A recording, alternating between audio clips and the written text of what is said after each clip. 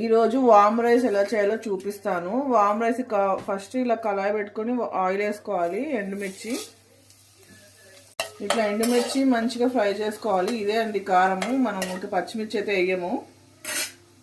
కొన్ని పప్పులు వేసుకోవాలి, తాలింపు వేసుకోవడమే. జీరా కొంచెం వేసుకుంటే మంచిది, డైజెస్ట్ అవుతుంది.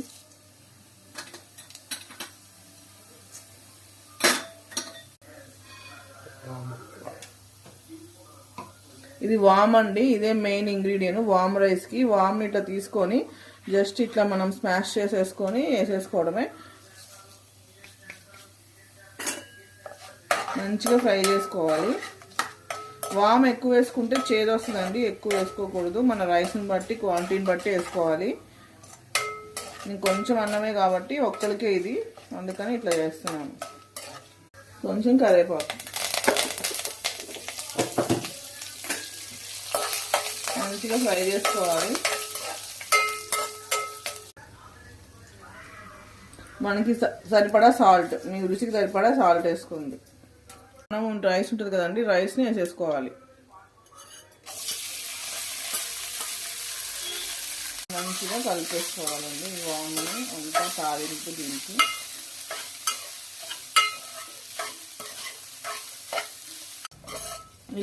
ఇలా మంచిగా మొత్తం కలిపేసుకోవాలి. ఇప్పుడు మంచి అరోమా వస్తుంది మీకు అన్నమాట.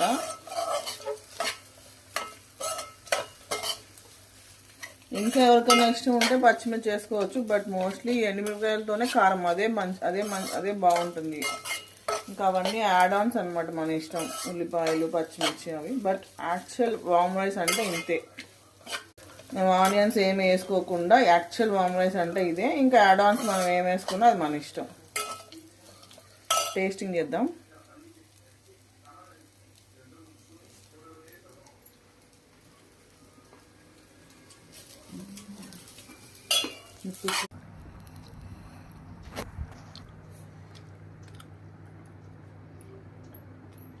సూపర్.